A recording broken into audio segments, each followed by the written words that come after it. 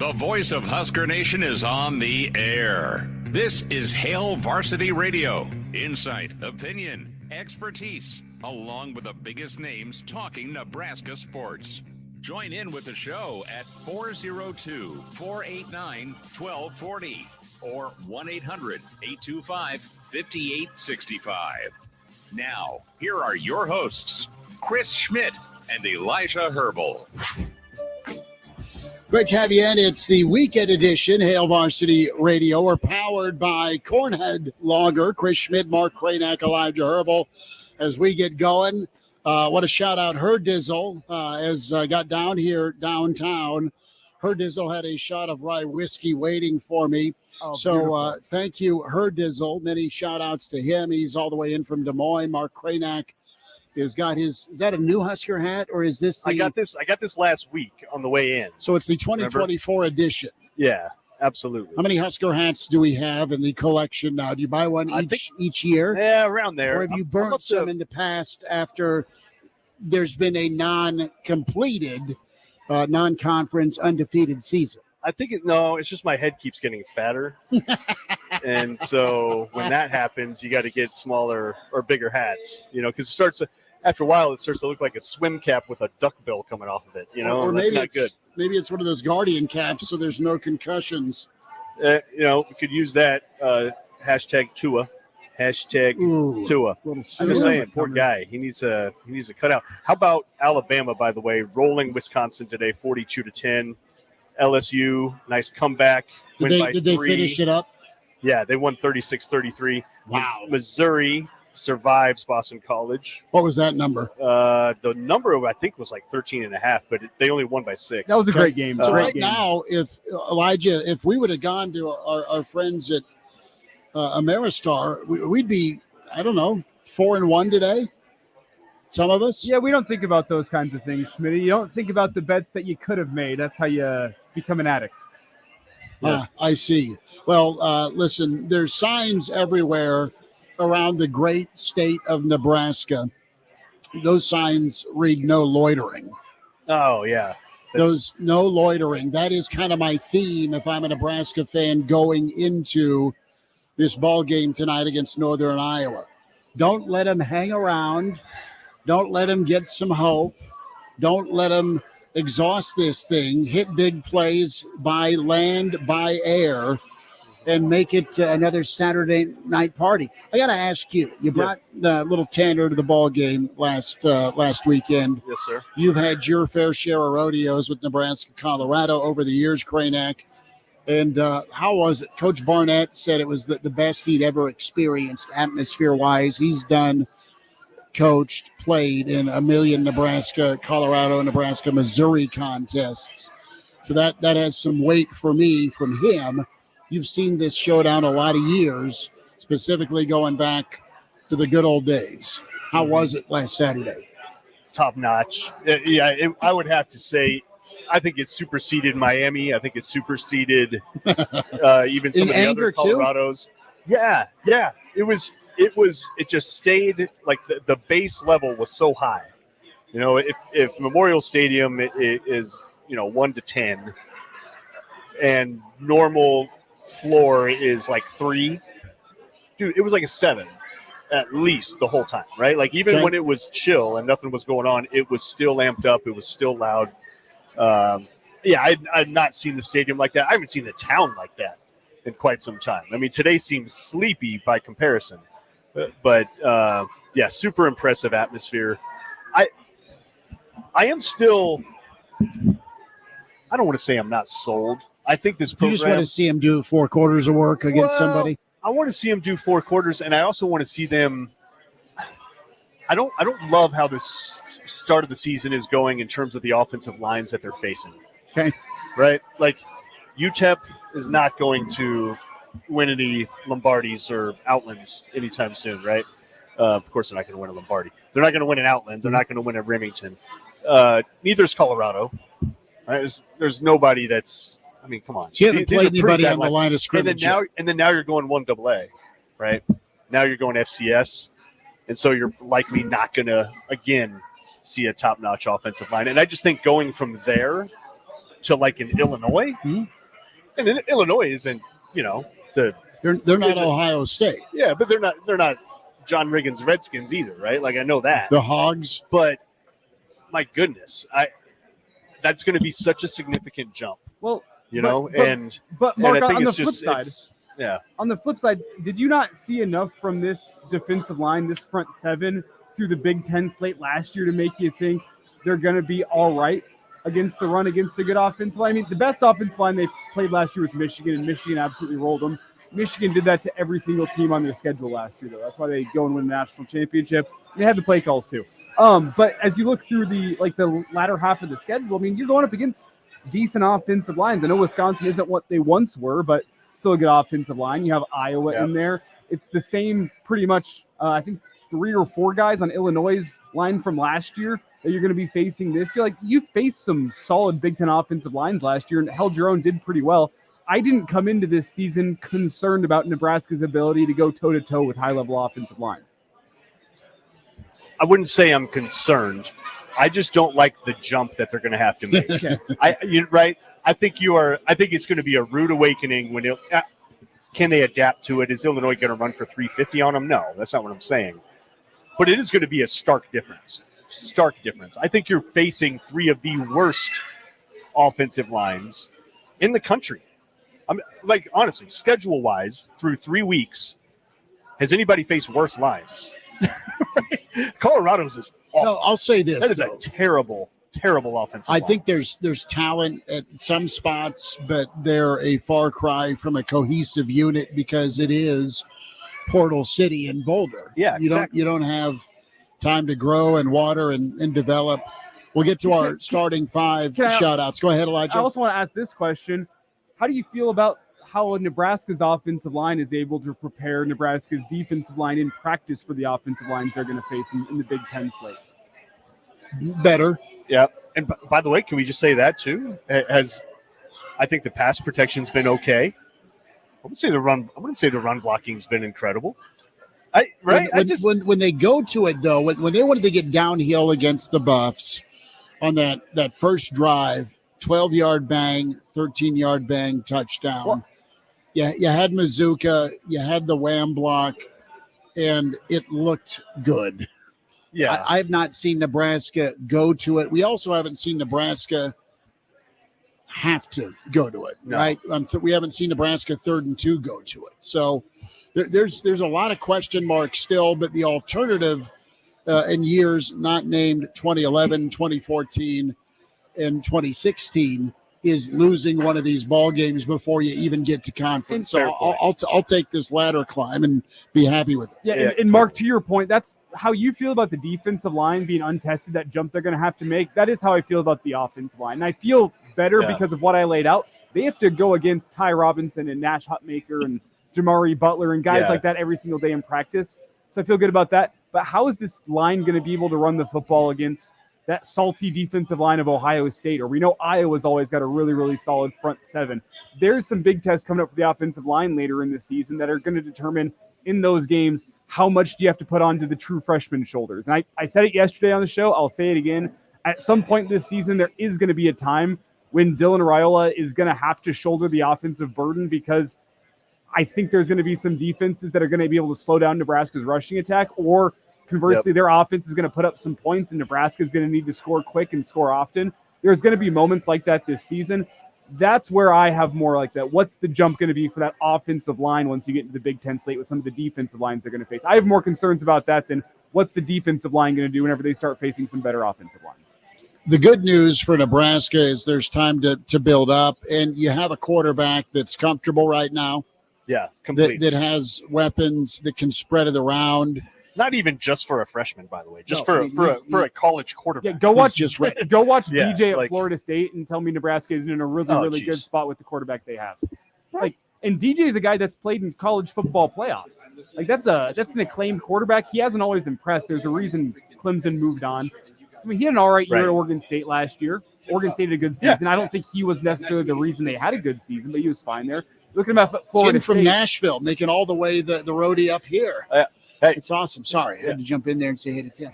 Yeah, but like as you look around the college football landscape, there are not that many quarterbacks that I've watched that I'd say, you know what, I'd rather have that guy than Dylan Raiola. And Dylan Raiola, to be fair, has not been tested by a great defense yet. You got to take care of business against the teams in front of you first and foremost. But as you look around the college football landscape, there are not many quarterbacks that I would trade Dylan Raiola for on a one-game basis. That has been one of the biggest things with Raiola is, you expect some freshman mistakes. You expect you expect something to go wrong for the guy. You expect him to be flustered. Well, yeah, and you knock on wood. Like, I don't even think you judge him as a freshman quarterback at this point. Like you got to compare him to just college quarterbacks, period. Mm-hmm. And he's up there. He is playing and acting like. Doesn't mean he's going to play like this all year, so just like grain of salt. But he is playing and acting like, one of the top 20 quarterbacks on earth, right? That's how he's acting. As of right now, and that's how he's acting. Let's lay it out. I know Nebraska hasn't played many great teams. Most of the teams in the Big Ten, though, haven't played many great teams. And, based on how he's played, Raiola is probably a top 3 quarterback in the Big Ten with how we've started the year here. Mm-hmm. Well, think about how comfortable and confident they were in Dylan. Let's rewind here to the offseason. Kyle McCord looks pretty damn good for Syracuse. Yeah, he does. Mm-hmm. Yep. Right? Yep. Orange warning, right? And he's doing work for Fran in Nebraska. I think doing that. You have a child prodigy. Is what you have at quarterback. That's a great way of putting it. And yep. Again, we're going cart before the horse. We're not trying to build up too much hype, but the kid loves the moment. Let's get to our starting 5 shout-outs. Keep your stream comments coming. Brad in from Oklahoma with his family. That was nice of him to pop by. Been listening for years to the weekend edition. Good. And has jumped onto the Monday through Friday edition. That is awesome. We invite you here to the Single Barrel, and we're inside the Graduate every home football Saturday. Our weekend edition show typically is 7:45-ish to 9. That's when there's no football. Kickoff-wise, we shifted to a pregame show a couple hours before kick. Rick is in, says Nebraska 52, Northern Iowa nothing. Crazy Spider Adventures is in, has a salted caramel whiskey for his celebratory drink today, 45-3 Nebraska. The real Matthew is in, says good morning. Matthew checked in at 7:06 as the Crazy Spider Adventures was up at 6:50. 5:12 a.m. for Rick. God love you, Rick. Mike is here. He says, look, Dolman says you can't drink all day if you don't start now. 7:20. Elijah's soup strainer. Wow, 88-0. Soup strainer. The graphic is Elijah's mustache, and it's glorious. This is great. Thank you. Whoever that is, thank you. I appreciate that. That's pretty good. It looks like the Pringles mustache. Yours doesn't. The logo does. Eat Beef says 50-7 Nebraska. Tim is here. Does Daniel Kalen get in the game today? He better is the answer. Cliff down in Florida on the beach. Eric is in. John is in, says GBR. A-Dub is here. The Grinch, sexy Grinch known as Crew is in. Their starting 5 is actually like an entire roster of it's like the Nebraska defensive FCS line. Program. We just kind of line shift. Jack is here. Coach Brandon's in, says let's go. DJ stinks. I'm cleaning it up a bit. Walter, yeah. Florida State's 0-3. Uncle Larry is in. Good to have you, Uncle Larry. And Nolan is here. Also, rule of the day. Rick James is in. Connor Clark says, weird watching from a few states away. Yeah. Happy game day, fellas. What it is, Connor. Connor, good for you, brother. Congrats to you, Connor. Congrats to you, Kraynak. Yeah, thank you, sir. Thank you. Do you want to make the unveiling here or not? I mean, my fiance is just a few feet away from where we're sitting right now. A couple nights ago. Now, to be clear, she's duct taped to the chair. Yeah. She is handcuffed, and she's not getting away. And please, nobody report that. But no, as of a couple of nights ago, Aubrey. Yes. Yeah, she's here. Very happy that she's here. She's She doesn't hail from Nebraska, so this is going to be her first game today, taking her. All right. So, she's like a giant. Thank you. Thank you, everybody. I'd like to thank the Academy. Way to shell out for the Northern Iowa game. Wow. See, I know. She was even calling that out. She's like, "Oh, Colorado game. That sounds like a great time. Sounds like it's pretty lit." And that's the one I'm not invited to. I'm like, "Yeah, Wisconsin. Fair. Wisconsin. Fair. Yeah. Get you a first win in 12 years against Wisconsin. That's what Kraynak will deliver personally. Yeah. Black Hills Brennan says zip ties worked for his wife. Okay. They were married Zip this ties? summer. Yeah. Okay. So that's good. I like that. Yeah. Yeah, because then I I hold the she wouldn't be able to use scissors on those or anything. I asked the bunny to come down today, and she was like, "No, I'm good." She didn't want to spend any time with me today. She's like, "Are you ready to leave yet? Are you ready to leave yet?" I'm not sure I'd blame her. No, I know. I'm not sure I'd blame her. Well, Mark, congratulations! What exciting news! Thank you, Elijah. I appreciate it, man. Thank you. That is awesome. It's been a big few weeks. Yes, getting ready. Well played. So, as we get back to business here, as Schmidt was going through the starting back to football. That's not a slight at Mark. Just reality. Back to business. Back to football. I was doing some research here while Schmidt was going through the Hail Varsity Radio starting five. I looked up Trevor Lawrence's freshman year statistics at Clemson. Do we think those are in any way relevant? Let me pose that question first. Trevor Lawrence, as a true freshman, was playing on a much better roster. You also have to look at the totality of the stats and understand he was much more tested throughout the year than Dylan Raiola has been thus far. But I still think it could be interesting to look at. I think it's totally relevant. Okay, his freshman year statistics, played in 15 games, so a fair number more than Dylan at this point, but 65% completion percentage, 3,280 yards passing. That's a lot. Okay. 30 touchdowns, 4 interceptions. That's incredible. 8.3 yards per attempt. Every single time he dropped back and threw a pass, you could expect 8.3 yards. He did it at a rate which is the efficiency rating, yards plus touchdowns minus interceptions divided by attempts, yada, yada, yada. Anyway, 157.6 was his rate on the year. As you look at Dylan Raiola to start this season, 73% completion percentage. You could actually round up to 74% compared to Lawrence's 65. By the way, can we round that up to like 85 because the bulk of his incompletions are either drops or throwing the ball away? No, we cannot do that. It's legit.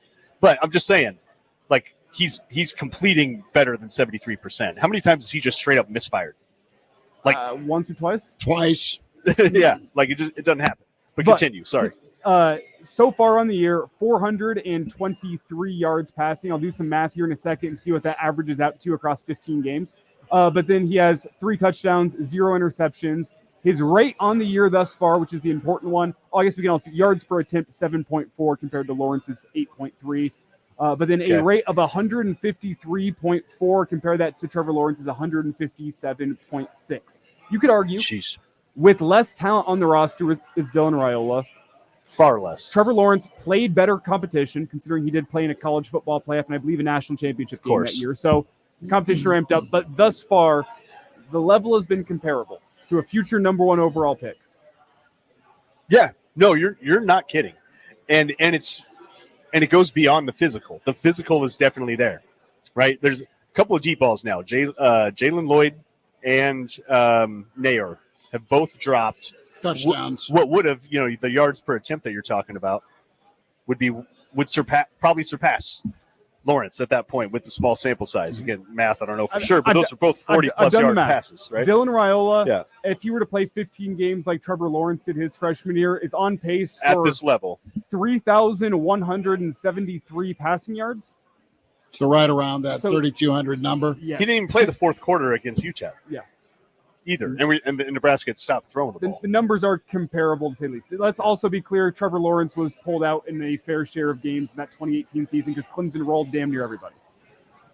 Here's the thing about Trevor. Trevor's offensive line, similar with starts, except some of those guys went on to play on Sundays. I'm not sure what that'll be for Nebraska's current offensive line. You had ATN at running back. Dowdell's nice for what Nebraska's had. but he's not ATN. ATN's a first-round pick. You had Taj Boyd and a bunch of guys that are playing on Sundays. He's throwing the football too. And then Clemson's defense had a handful of draft picks as well, I believe. Do you want me to go through the? And Nebraska might. On that Clemson roster, oh my goodness gracious. I can't even name every single guy who's made it off to the NFL. Ridiculous amount. 4 guys in the wide receiver room, 2 different running backs, 3 offensive linemen, a linebacker, all of your defensive line made it into the NFL, 2 defensive backs, 3 defensive backs. Just ridiculous the amount of guys in that roster that ended up being. And you probably had some guys that ended up. Does this count guys that eventually went in or guys that started for them that year?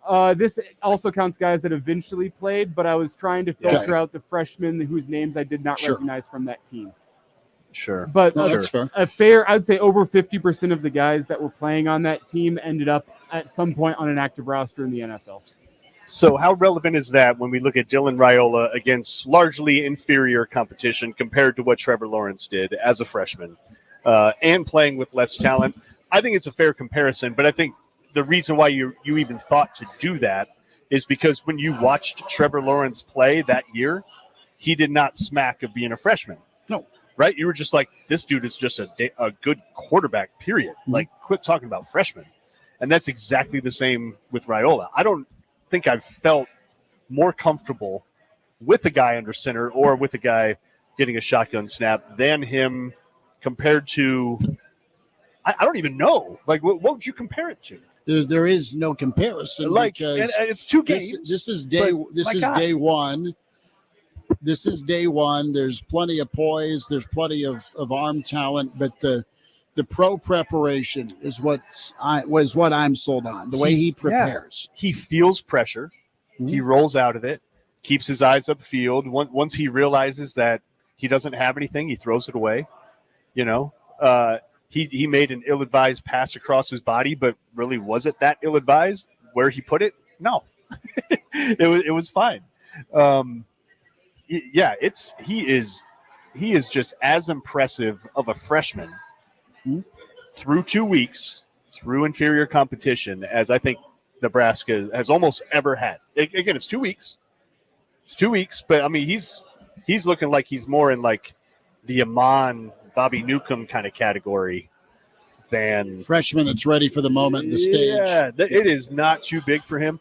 And you even hear think of how remarkable it is that Matt Rule and then the next day Marcus Satterfield would go with that narrative of the rest of the offense needs to get up to his level. It's true. But could you just think about how remarkable it is to do that to a veteran team, talking about a true freshman quarterback. Like, they only say that because they are supremely confident in Raiola and supremely confident that the rest of the team is also like, oh, yeah, he's that dude. Like, yeah, we do got to step it up. Like, I guarantee Matt Rule and company have never been able to do that in their entire careers and probably won't again.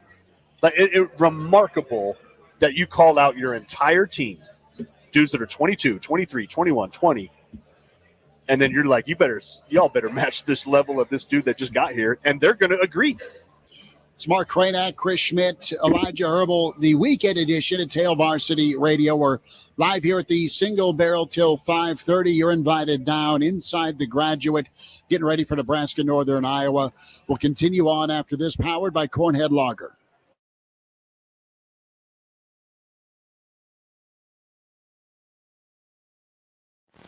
Stop out for $10 Tuesdays at Ott Oil and Propane, where you can refill your 20-pound propane bottle for just $10. A 10-spot, a Sawbuck, a Hamilton, whatever you call it, bring it to Ott Oil and Propane on West O in Lincoln and refill your propane bottle for just $10 every Tuesday. While you're there, check out their new showroom and shop their great lineup of grills and outdoor cooking options, including Can Cooker, Phoenix, and Camp Chef. Remember, $10 Tuesdays at Ott Oil and Propane, 625 West O, Lincoln. Fall is a great time to get outdoors, Nebraska. Hey, it's Hershey from Nebraska Outdoors and your Nebraska Game and Parks. Each week we dive into fishing, hunting, wildlife, and the natural history with those that know it best. Join me every Thursday night at 6 p.m. for Nebraska Outdoors on KFOR.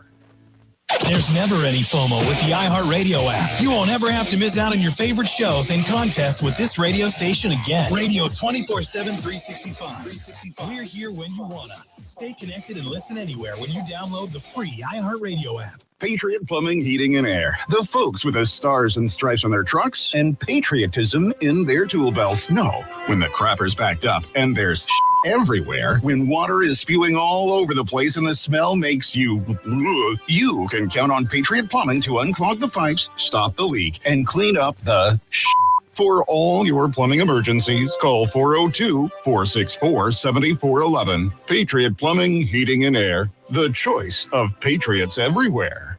My bathroom was looking tired. The sparkle was gone. I wanted to update it, but I didn't want to spend a fortune and turn my home into a construction site. So I needed some guidance. My friend told me to go to Handyman. You've got your very own Handyman to help remodel your home. I couldn't believe all the mirrors, lights, and accessories they had on display in their showroom. Man, was it handy being able to walk through the showroom with the help of the Handyman staff. Make your bathroom the best reflection of you. Contrary to popular belief, it doesn't always take a wrecking ball to update your ugly bathroom. Replace your bathroom light bar, mirror, faucet, and towel bars without breaking the bank or the walls. Come in and see what's trending at Handyman. We have dozens of mirrors and lights in stock and on display. Just pick one out and take it home. Grab coordinating faucets and towel bars, and you can DIY your bathroom in one weekend. During September, save 10% on all mirrors and light bars and bring a new sparkle back into your home. Under the arch on Sun Valley Boulevard, Lincoln. Handyman.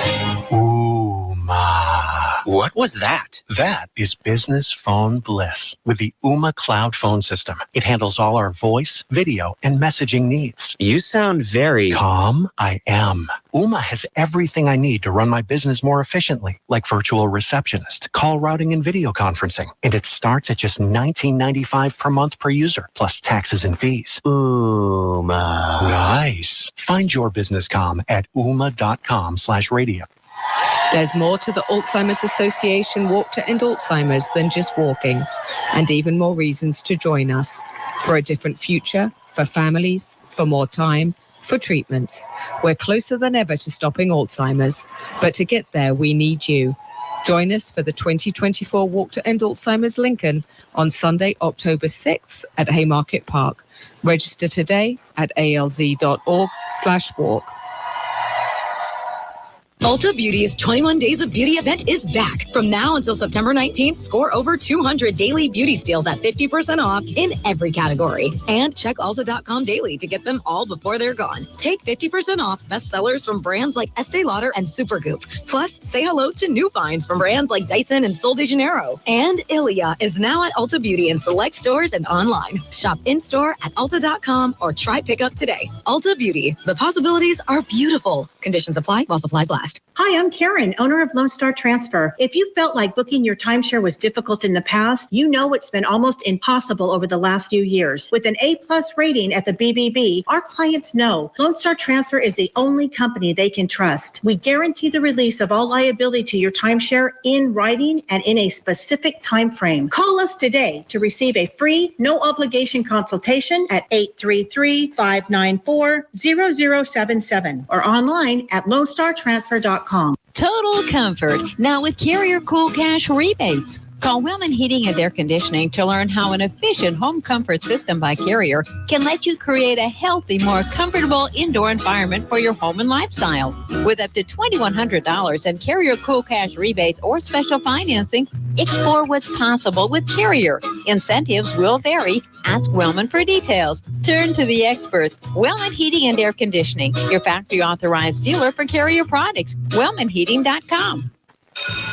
The bakers of Country Hearth and Village Hearth breads are proud to support local education with Loaves for Learning, the program that makes it easy to earn money for your school. Enjoy Country Hearth and Village Hearth all-natural breads, buns, bagels, and more. Then save the UPC from the package for your school to collect and redeem. Each is worth 5 cents and can be used for books, computers, sports, music, whatever your school needs. Up to $10,000 a year. Learn more at loavesforlearning.com. Country Hearth and Village Hearth breads. This is your station for local news, talk, sports, and weather. FM 101.5, 1240 AM, KFOR, Lincoln. From ABC News, I'm Mike Dubusky. About 33,000 union workers at Boeing are now out on the picket line this weekend, including employee Ben Cruz in Renton, Washington. We're standing together against corporate greed, but most importantly for a living wage. Boeing and the union are expected to sit down with federal mediators this week. Former President Trump is campaigning for the second day in a row in the battleground state of Nevada. Well, I just want to thank everybody very much. This is an honor. You're great people. You do an incredible job. He made an unscheduled visit to the Las Vegas Police Protective Association. Trump has spent several days repeating false claims that have put the residents of Springfield, Ohio in the national spotlight. Residents of Springfield, Ohio are on edge following bomb threats directed towards multiple schools, agencies, and media outlets. The threats follow comments made by former President Trump about Springfield during Tuesday's debate. They're eating the dogs, the people that came in. They're eating the cats. Trump falsely claimed without any evidence that Haitian immigrants are eating pets, even though the claims have been debunked by multiple government officials. Johnny Fernandez, ABC News, New York. Vice President Kamala Harris, meanwhile, is set to address the Phoenix Awards dinner in Washington, D.C. tonight after a swing through Pennsylvania last night. To the hard-hit city of Rafah now amid Israel's brutal war with Hamas in Gaza. The whole city appears to be rubble from what we saw. So not only do you have to rebuild buildings, but the entire infrastructure has to be rebuilt. Sewers, electricity lines, the entire grid, streets, everything, water. There is no infrastructure left. So this is going to take years, many years, if not decades. ABC's Matt Gutman reporting from Tel Aviv, where thousands are demonstrating against the war this weekend. They're demanding Prime Minister Benjamin Netanyahu agree to a ceasefire deal with Hamas. You're listening to ABC News. Do you hear that? Asthma triggers are everywhere, from dust mites, pet dander, and pollen, to smog and smoke. An asthma attack can strike anywhere, anytime. Be prepared with quick-acting Primatene Mist. Clinically proven to open airways quickly. It's the #1 FDA-approved asthma inhaler available over the counter. Primatene Mist. Breathe easy again. Use as directed. Whether you own a local business or a global one, you know that these days, generating growth is a challenge. By teaming with Bank of America, you'll not just stay ahead of the curve, you'll move it. With access to experts, award-winning insights, and business solutions so powerful, you'll make every move matter, locally and globally. Visit bankofamerica.com/banking for business to learn more. What would you like the power to do? Copyright 2024, Bank of America, N.A. Nebraska State Patrol warns of social media scammers. I'm Jeff Bryden, KFOR News. The Nebraska State Patrol is urging Nebraskans to exercise caution when communicating online. In the past several weeks, NSP has received multiple reports of scammers impersonating state of Nebraska officials. NSP Public Relations Director Cody Thomas told KFOR News in a media release, one victim is reported losing $5,000 in cryptocurrency because of the scam. The state of Nebraska does not use social media sites or messaging applications to exchange sensitive financial or potential employment information with individuals. Assisted living communities across the state are celebrating National Assisted Living Week. It was established by the National Center for Assisted Living to recognize the role of assisted living in caring for America's seniors and individuals with disabilities. And in high school football, Papillion La Vista defeated Lincoln Southwest 36-9 Friday night in a game heard on KFOR. I'm Jeff Bryden, KFOR News. So what will we talk about in the week ahead? With more early voting starting, campaigning and conspiracies will keep cranking up. Calls will continue for Kamala Harris to face the media and answer questions. And Donald Trump will continue to push back on criticisms against him and his team. News that affects you. We've got you covered. For breaking news and severe weather alerts, keep it here, on air and on demand, 24/7 at KFORnow.com. You can host the best backyard barbecue. You find a professional on Angie to make your backyard the best around. Connect with skilled professionals to get all your home projects done well. Inside to outside, repairs to renovations. Get started on the Angie app or visit Angie.com today. You can do this when you Angie that.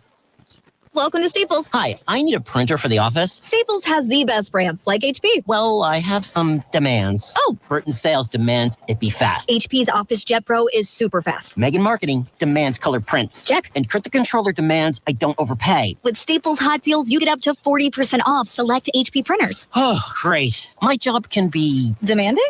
I was going to say a lot of fun. Right now at Staples, save up to 40% on select HP printers, America's most trusted printer brand. Ends 9/28. Hey, it's Schmidt. Come find us Thursdays before Nebraska football home weekends. Back at the Single Barrel inside the Graduate, the quarter and 9th and P. Get all the pregame predictions, speculation and chatter, plus pick up prizes from Busch Light and other freebies. The Single Barrel's open in the Graduate 7 days a week at 7 a.m. for breakfast. And log on to singlebarrel.com to get your reservations. Order online or book your event.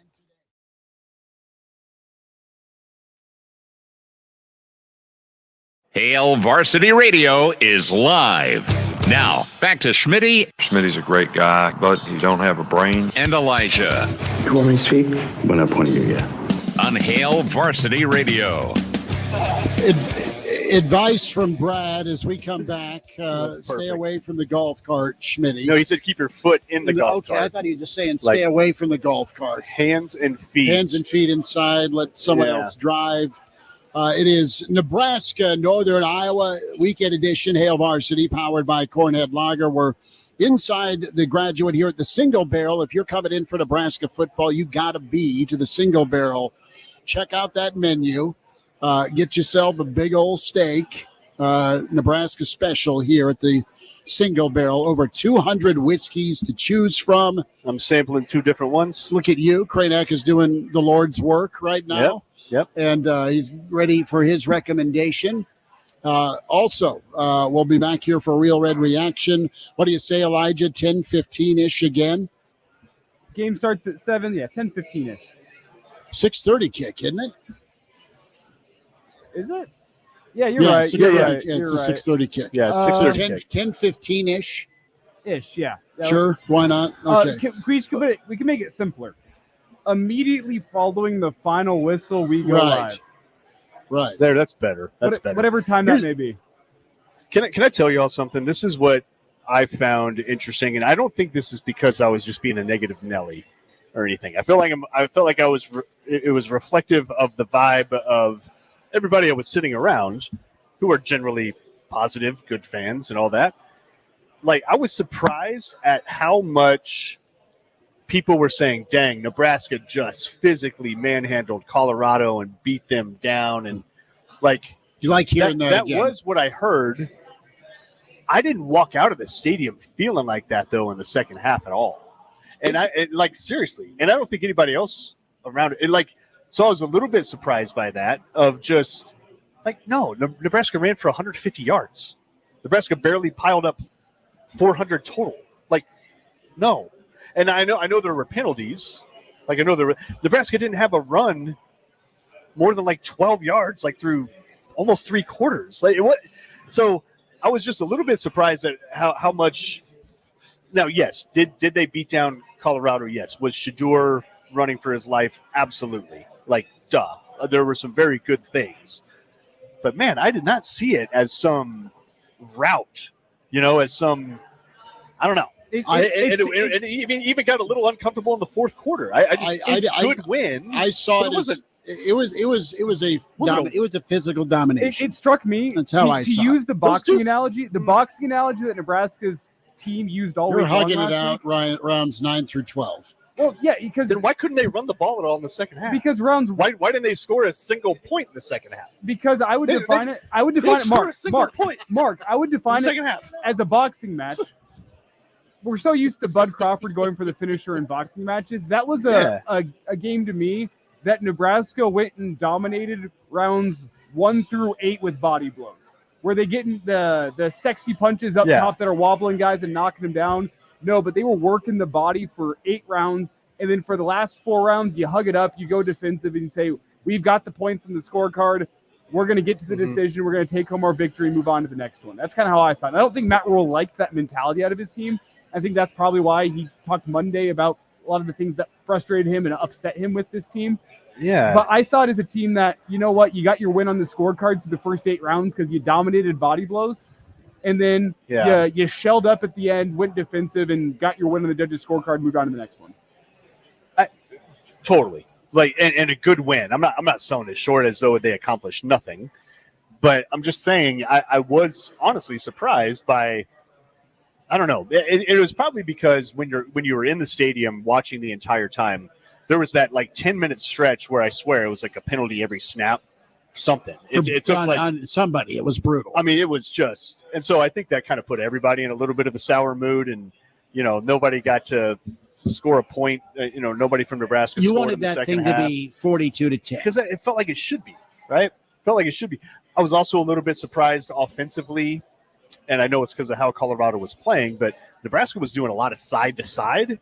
They were doing a lot of trying to stretch, horizontally versus ramming it down their throats, right? And maybe they just couldn't. But that was a little. So anyways, I think fans were just so happy that Nebraska got. It was a convincing win. Put it that way. It was convincing. So happy that they got a convincing W.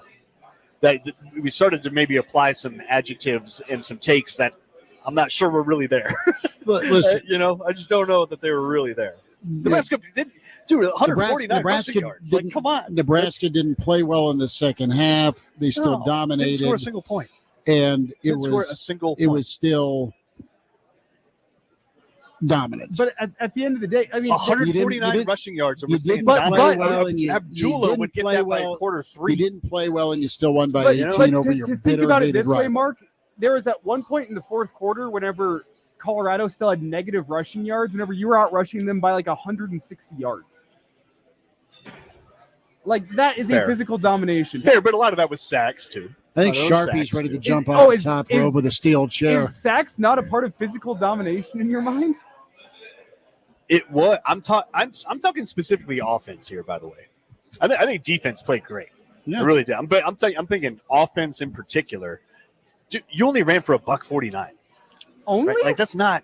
That's a lot of yards to run for. What? No, it could have been. No, in the modern era. In the modern era, if you want to have a balanced offense, Dylan Raiola had 30 passing attempts last game. To have 150 rushing yards whenever you have 30 passing attempts is a chunk of change. We're supposed to count that as dominant. 150 yards. I mean, it's not 1990s anymore, but yeah. I know that. They had 80 in the first quarter. So, well, it's all right. I don't know. You want more, Kraynak? I want more. That was if Nebraska was as dominant as most folks have concluded they were. You win more than 28-10. You rush for more than 149 yards. A billion penalties. Yeah, period. 149. You needed to be better for your own air quote standard. Get it? Totally understand. But you were able to just hammer away, and you didn't get hurt. Maybe this is all a defense mechanism, right? I mean, I'm trying to protect our hearts. After all we've been through the last decade. Can I say one thing that I think is an important thing to note here is with Nebraska not running the same, hey, we're going to run the ball for 50 times on you type offense that they had in 1994. I think it's more advantageous to look at yards per rush than total rushing yards for Nebraska moving forward. If Nebraska is going to want to drop back and throw the ball with Dylan Raiola, it's more advantageous to say, how many times how many yards are you getting per rush as opposed to how many total rushing yards do you have? I think it's a more advantageous stat to look at. What was Nebraska? 4.7? Yes. Something like that? Which is a healthy number. It's good. Yeah, it's solid. Kraynak, how does that number change if the Ramir Johnson touchdown doesn't get called back? You're up to and a couple of Corey Barney. Yeah. You're worried about Columbus.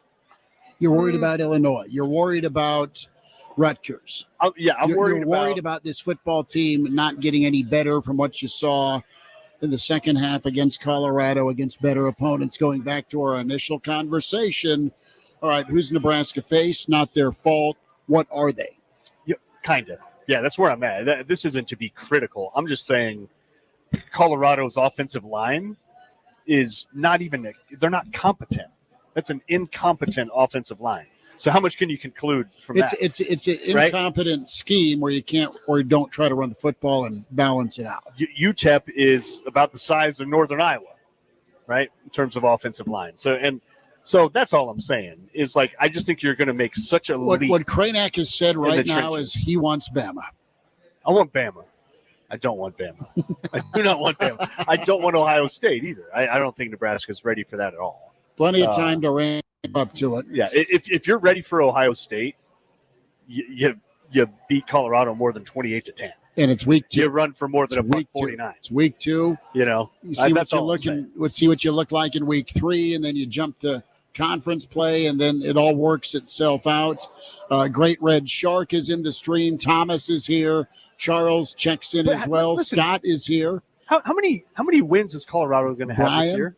I said 2-10 in August, didn't I? Do you know what I'm saying? Right.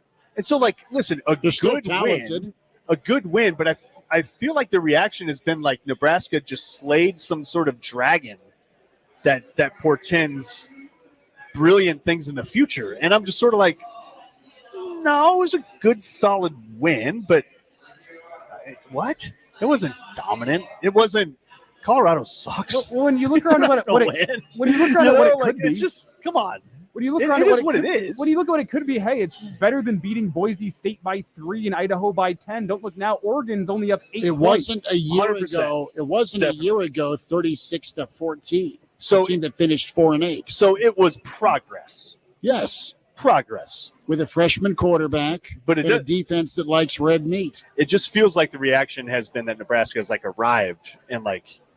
I'm just saying, well, no, they whooped up on a pretty bad team and underperformed. It goes back to since 2011, only having 3 seasons where you've gone 3-0 in the non-conference. Yeah. Well, I think the sticking point here, Mark, is, and I can agree with you that things could have looked a lot better against Colorado last week, but I think you can also sit back and say the way in which they won that game compared to how Nebraska has looked for damn near a decade can still be impressive and a reason for encouragement.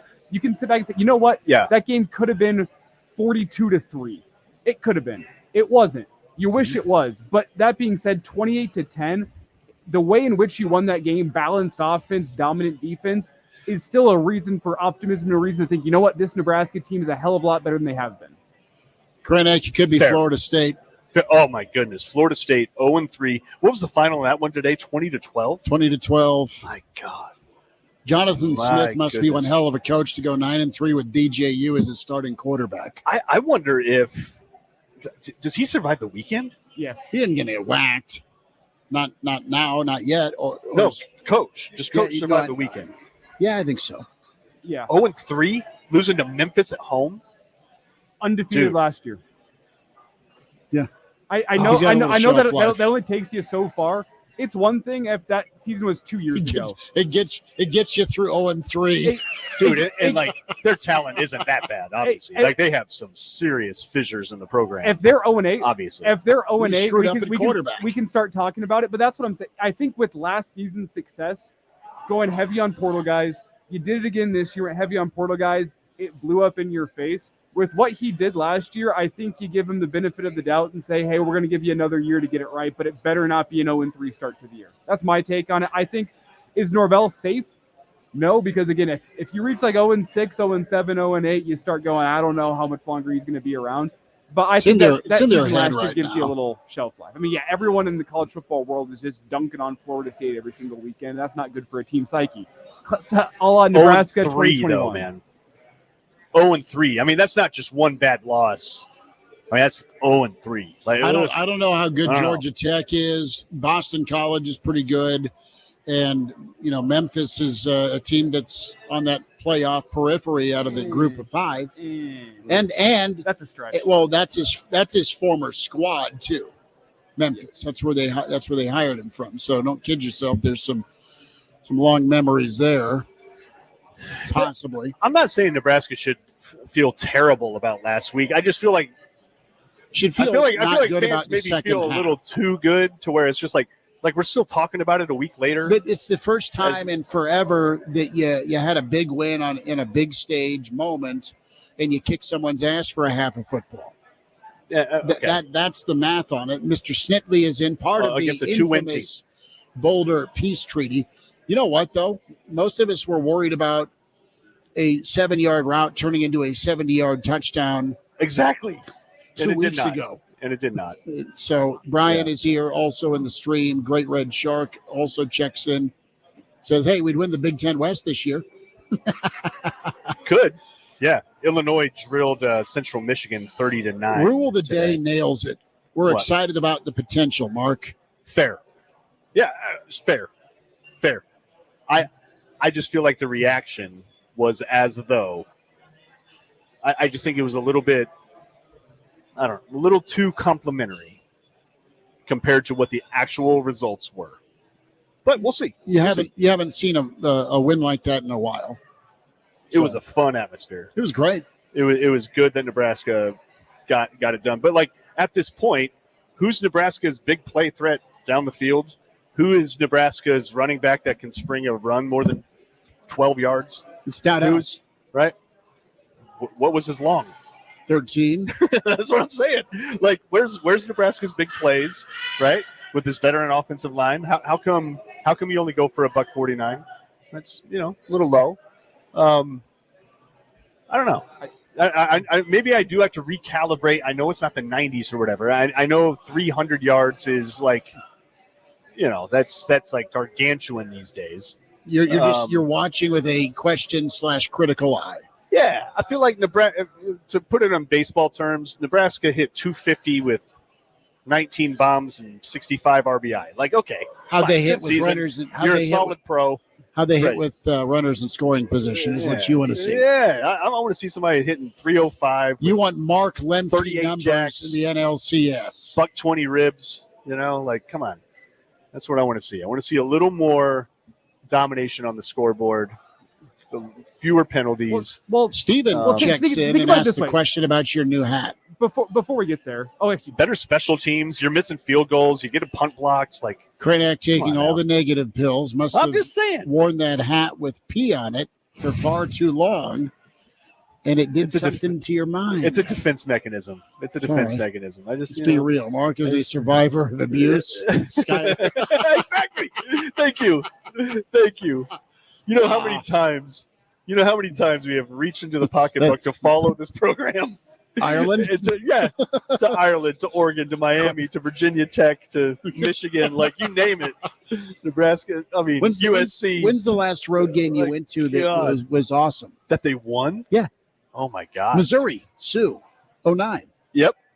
Think about that for a second. Did you just hear what you just said? I know, because you were like, dude, I'm out. I'm like, okay, it's a Thursday night game. Thursday night, 27. That was the last time. Yeah. We're talking about a team that hasn't been to a bowl in a while. Nebraska's probably getting back to a bowl. I will say that. That's good. That much, I would say, based on what I've seen. Are you ready to go there? I'm not going to knock. I should knock on wood. Based on what I've seen, there are 6 wins on this schedule. It's probably more because of something I want to say. Think back to where Nebraska was from an on-field performance point of view week 2 of last year, going into week 3. You start the year 0-2. It's Minnesota ripping your heart out in a bad Colorado team kicking the crap out of you at Folsom. Yeah. How much did this team improve by October 1st? 1 month. 1 month's time after what happened in Folsom. Think about how much they improved. How about a team that starts 2-0 and has good vibes and still has that head coach in charge that was unhappy with what he saw last week? Think about how much better this team can get as the year goes on in a developmental football program. That's why 6 wins is like, if they don't do that, it will be a disaster class of monumental proportions that the team may never get over.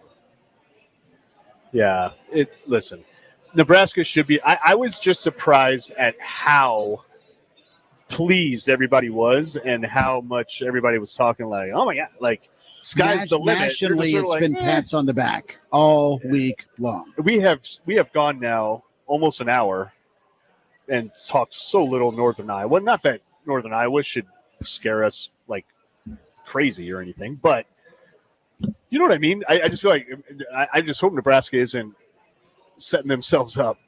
I don't think Nebraska is going to be in position tonight with their head coach, who's been on them all week. Did you guys watch the Chasing 3 this time? Yeah, that was incredible. They put a lot into it. I actually felt better after watching that compared to when I watched the actual game. We have a right, like now that I know what's going on behind the scenes a little bit more, like the fact, like they are bloodthirsty. It's a bloodthirsty program. Jamari Butler is certifiable between the lines, right? Off the field, he's great. He gets the Behringer Scholarship, like good kid, but that dude is nuts between the lines. He's crazy, and like that's good. That's good. You want that. Like that is a blood. So I actually felt better after watching that versus watching the actual game. Right. Fair. It gave you a little context. Robert, tell your wife thank you. We have a question in on Twitter for one Mark Kraynak. This comes from @Gary Sharp 1620. He asks, can you ask Mark what the record of the team hosting a game in Lincoln is? Record of the team hosting a game in Lincoln today? The team hosting. I wonder if he's talking about Wesleyan. That's crazy that he has the same name and sign as Gary Sharp from 1620 The Zone. Sir, you with the water, do you want to ask the question on Twitter? That's crazy. So Nebraska is 2-0. This is true. And that's good, right? Nobody's saying that 2-0 is bad. I'm just saying the response was as though Nebraska just took down a top 10 program. Have not been 2-0 since 2016. And it's like, yeah, they did good on national TV against Colorado's a dumpster fire. Like, come on, man. All right. This is not some like stalwart program, I'm sorry, Richard. You're right. Yeah. Richard's right. Richard's like Debbie Downer Mark. I personally think you're right. Colorado, from a talent point of view, has enough talent to be a bowl team this year. I've said it before. I'll say it again. It all comes down to how the leadership of that football team can keep their team between the ears. Where's the headspace of that team as the year goes on? Because from a talent point of view, I still believe they have more than enough talent to go 6-6. All right, quick timeout. We're here at the Single Barrel Hail Varsity Weekend Edition inside the Graduate, 3:30 to 5:30. Brother, appreciate it. I'm so happy for you. Yeah, thank you. Appreciate it, man. All right, Kraynak is... Let's all go streaking 72nd and Dodge. Got a lot off his chest with what he wants to see tonight. It is wonderful. Go get a cocktail. The Iron Horse, Gary Sharp, is in the green room. Brandon Vogel checking in. We're here till 5:30. Then Real Red Reaction follows. Bill Hooks checking in with us, along with Elijah Herbel, myself, Tim Bob Kitzmiller, maybe a Bill Dolman sighting. Hail Varsity continues here at the Single Barrel. Nebraska, top at the college football mountain.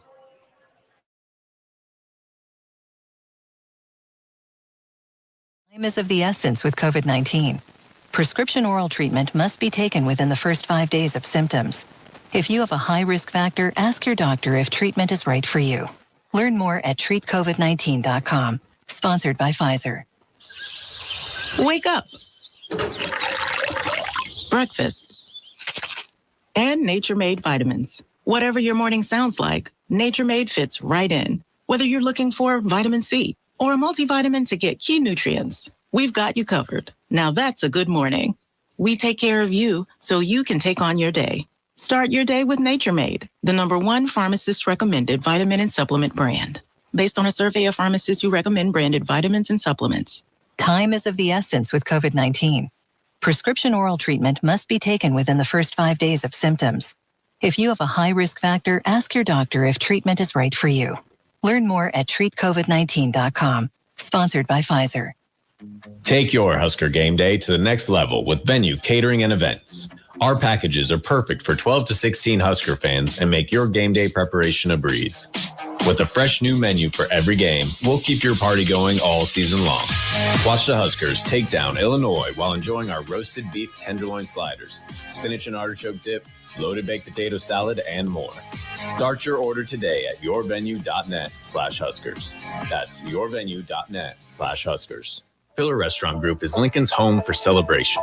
With a hand-cut steak and seasonal cocktails for your anniversary at Venue Restaurant and Lounge, a pitcher of mimosas and brunch favorites for your birthday at Piedmont Bistro, a 16-inch sub and freshly made cookie after your kids win the big game at Good Sense Deli Fresh Subs, or for your wedding in a luxurious downtown ballroom with Venue Catering and Events. Drink, dine, gather with Pillar Restaurant Group.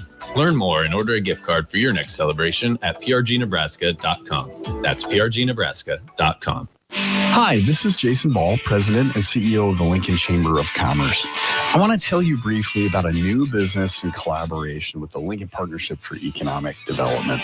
CareerPathway.com is a website that gives employers a new way to look for talent to fill jobs and information to students about career opportunities and training.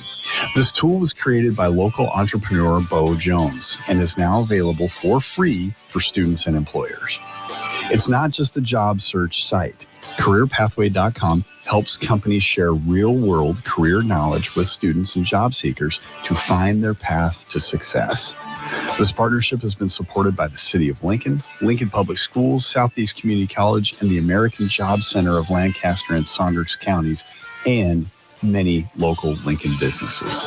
For more information for job seekers or for businesses looking to get involved, head to CareerPathway.com.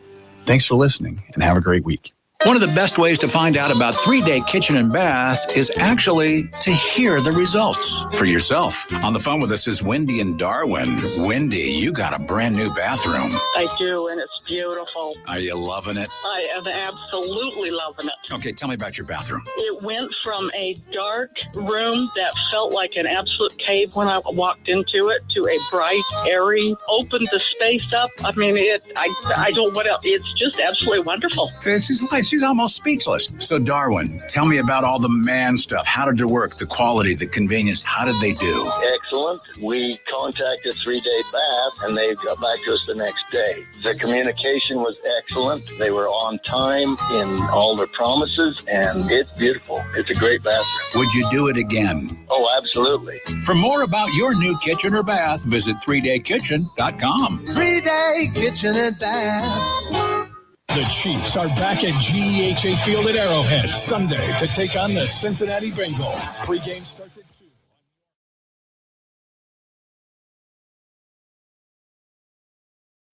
And now, back to Hail Varsity Radio. Back with you. We're here at the Single Barrel inside the Graduate. It's Hail Varsity Weekend. Big thanks to Mark Kraynak for popping by. Doug Duda, pride of the Superstation, 1460, 1550. Cardi Hastings, Grand Island is here. Good to see. No, he is painting his chest for the ball game. Wow. We're on. The Iron Horse, Gary Sharp, is here, and Brandon Vogel wants to crawl in a different area. Vogel, it's good to spend time with you. How are we doing? I'm doing well, thanks. How are you? I'm all right. So, hey, it's Nebraska-Northern Iowa, Vogues. The Vogues juiced meter is what? My juice meter is pretty high, all things considered. Like I kind of love the challenge here for Nebraska. I mean, they're 30-point favorites, but this UNI team is probably better than UTEP. And the difference now is you're coming off the game, which we now know Nebraska was working on since basically the moment last season ended. A lot went into being ready for Colorado, to proving a point against Colorado, point proven. Now you have a game against an FCS opponent, which is always going to get probably too little credit. And you got to go out and can you execute? Can you have the same energy level for a game where those things don't come ready-made? So I think it's an interesting game for Nebraska in that part. Totally agree with you, Vogues. And kind of the theme is no loitering, right? Don't let them hang around. Go out there and just kind of impose your will. I'm interested to see not only the backups, Nebraska get to that point with the second, third, and beyond getting in. That was a big emphasis on the last Chasing 3 episodes.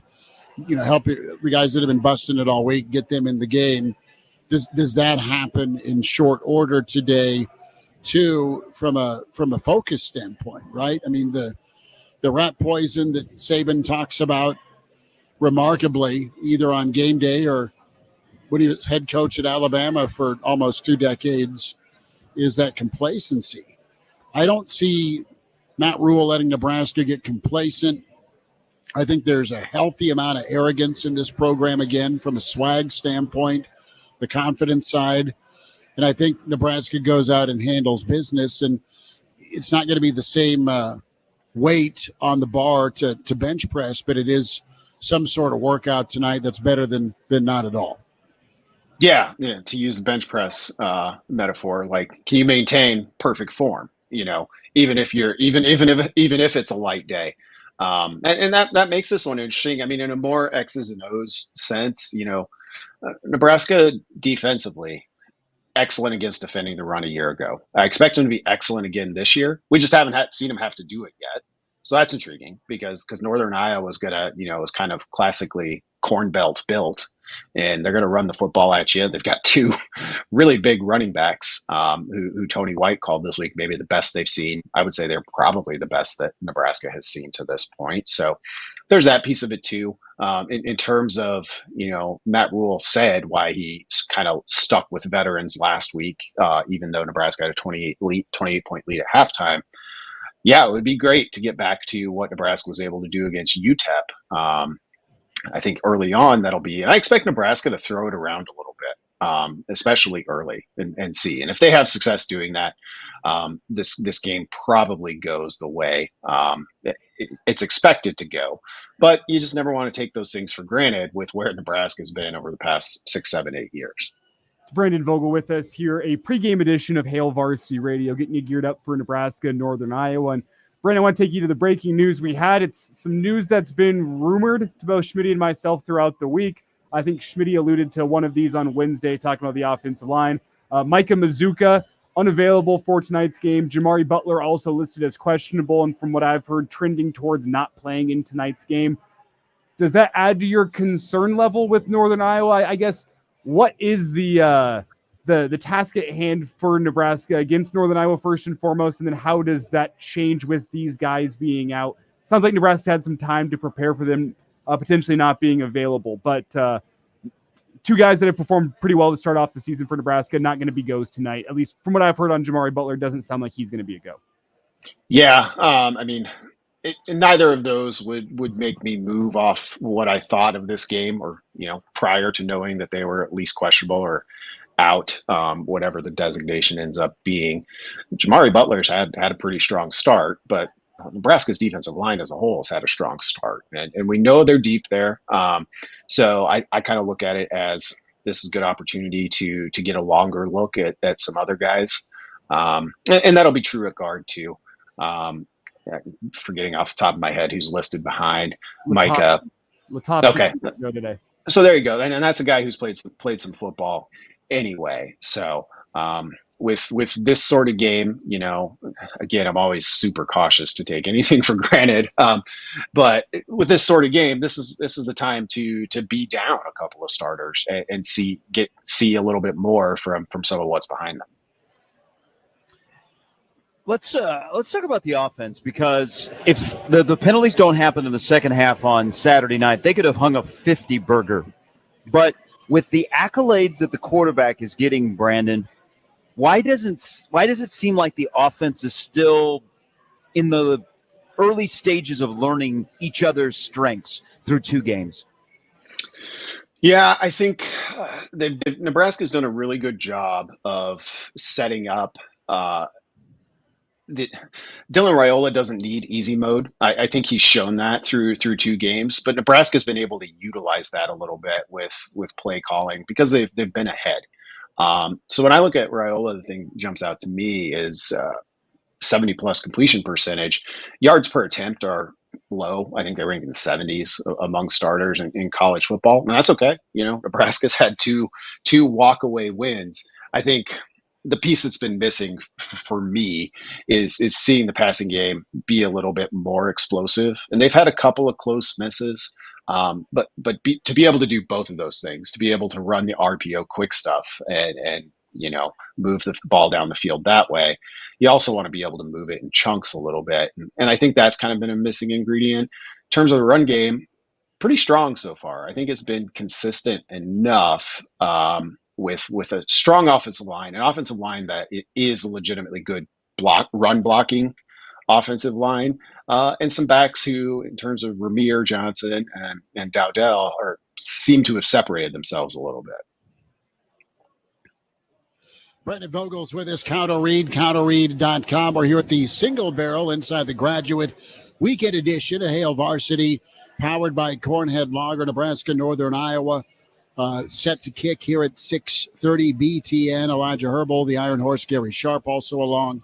Kraynak was with us as well. YouTube and Twitter is where you can watch and hear us on KFOR as we get you set for pregame. So, Vogues, we've dove into the offense, and Gary, I think that's important to look at what could have been, what was, and where they want to go with it. Vogues, the perimeter blocking, are we going to see some efforts doubled by guys that have the size to wail away on corners, but haven't? Nebraska's short passing, the short game, the quick game, gets your quarterback in rhythm, but it can't be 2nd and 12 moving forward. Next Friday beyond. I mean, Big Ten ball is going to be Big Ten ball, but I like the part of the offense when you get some downfield blocking. The only guy that's blocked downfield has been Fedoni. Yeah, I would. And you look at his numbers through 2 games. He's an interesting one. He's a guy who I think is going to have a big night one of these nights. It just hasn't happened, and in part because a lot of his catches have been on some of that RPO stuff that requires some blocking from the receivers on the edge, and it hasn't really been there for him. So I expect that we will see improvement in that area tonight. I mean, this was a very coordinated effort, in my opinion, from the coaching staff. Rule mentioned it right away on Monday. Satterfield hit it on Tuesday. They're not talking to us. They're talking to the team. And Rule says that occasionally, but this was definitely one of those cases. So I think we will see it. I think you'll see that yards per attempt number I was talking about with Raiola. I would expect it to be higher than what it has been so far. Because this so far has been a team against UTEP and a Colorado, admittedly, but this so far is a team that responds when kind of pushed to work on one specific thing. Hey, we want to see the ball stretch down the field, and they definitely have the wide receivers to do it, and they've taken cracks at it. I think the crossers and the wheel route are something that you get very giddy about. And I'm glad you brought up the blocking by Fedoni, because I don't think they've unleashed him yet. We want to see him go horizontal. He's not a vertical guy, but, man, he got dinged up in the game on Saturday night.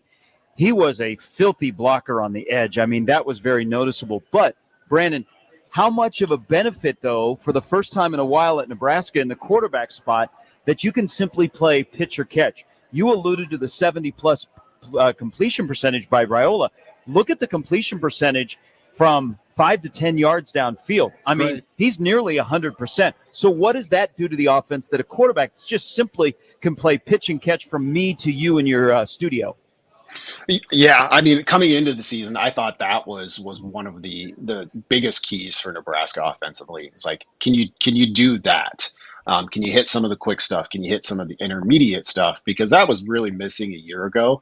And I think what it's allowed this Nebraska offense to do already is be pretty balanced. The run games looks better.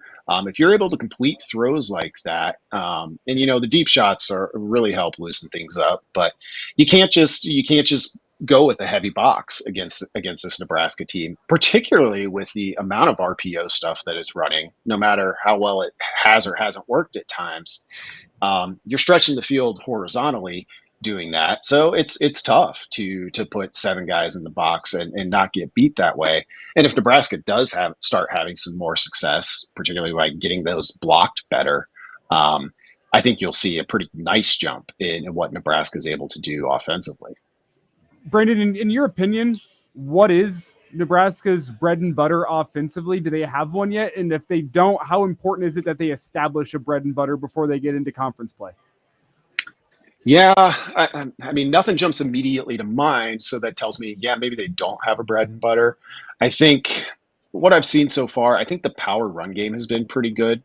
Granted, taking into account the opponents so far, it's gonna be more difficult in the Big Ten as it always is. But it's good to have established that, and then it's kind of as relates to the prior answer, their ability to throw the ball out wide and the short and intermediate stuff has helped with that. Nebraska ran the ball like as much as you could want almost a year ago, and it didn't look like this. So I think that's a year of improvement on the offensive line contributes to that. Dante Dowdell just runs that way. It's really fun to watch him run through 2 games. And I think it's a team that's just a little bit more confident. So when you put all those things together, I would still make their bread and butter kind of the power run game at this point. And we'll see if it can remain that in Big Ten play. Brendan Vogel with us here, Counterread, counterread.com, Nebraska-Northern Iowa. About said Northern Illinois. Sorry, Irish fans out there. Northern Iowa in town. They're staying here. They were staying here. But folks, it's a proud program. They're ranked. They're going to want to get downhill and be physical. Vogues, 2 things. One, Nebraska on first down. What's a good number that Nebraska needs to be on first down? That looked good against UTEP. Not so much against Colorado, but Nebraska made up for it. First down runs. Secondly, when it comes to defensively, do you have a number in mind for TFL/sacks tonight against a team that's not really a thrower? If it gets to 3rd and long, Nebraska can eat again, possibly. Yeah. In first down, you're talking about yards. Yeah. What's Nebraska doing on first down, and how does second down look? Yeah, I would expect, well, like I said, I kind of expect Nebraska to use this as a little bit of a lab early. And if it can get a lead and maintain that, it can keep doing that. So, I would set the bar pretty high on first down. I think you'd want to be over 5 yards a play, which if you do that, you're going to be in pretty good shape and on schedule most of the time, which allows you a lot of freedom then on second down. TFLs and sacks, this would be a tough one for sacks. Northern Iowa hasn't thrown the ball a ton this season. I know Coach Farley came out of last week's game against St. Thomas saying they have to be better in that regard. Even if they fall behind, I would be very surprised if they have a major uptick in their pass attempts. So might be low sacks, but tackles for loss would be a good measure against a downhill running kind of power running team like this. So I think if Nebraska were to end up at 6 or 7 there, that would be a pretty good day overall for the Black Shirts. Hey, let me ask you guys as a general question, because a lot of these guys are on the defensive side of the ball. There are a lot of players that in year 2 under Rule are better, and they were good last year, and they've taken the jump. Now, you go, whoa, there's some freshmen that are playing. What does that mean? Why do you guys think in year 2 under Rule in this staff, guys are getting better? They're making a jump. It's not just a minimal jump. I mean, I look at a guy like John Bullock, who I think had his best game as a Nebraska player last Saturday night, and he was great at his linebacker spot. And he was good last year. He's even better this year. Robinson is better. Hutmacher is better. Tommy Hill is better in year 2. What do you guys attribute that to? I'm going to jump in first. The demand by the coaching staff, not just the strength and conditioning, but by your position coach and by the head coach. This is how Matt Rule wants to play ball in Lincoln.